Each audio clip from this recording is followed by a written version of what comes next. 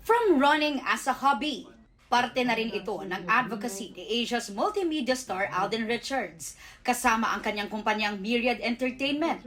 Tumulong si Alden para mag-organize ng Run for a Cause para sa Mobile Fund, kung saan isa siya sa board member.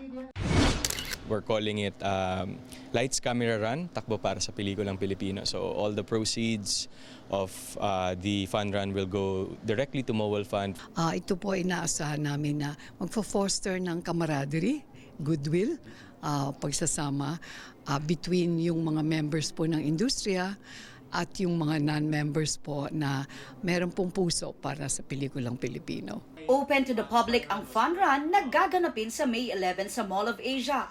Inimbitahan din ni Alden ang ilang showbiz personalities and celebrities, kabilang ang kanyang mga kaibigan at running buddies na sina Barbie Forteza at Christopher Martin.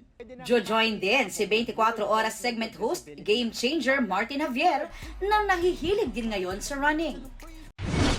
Napakagandang initiative nito, lalong-lalo na po ngayon na napakaraming into health and wellness.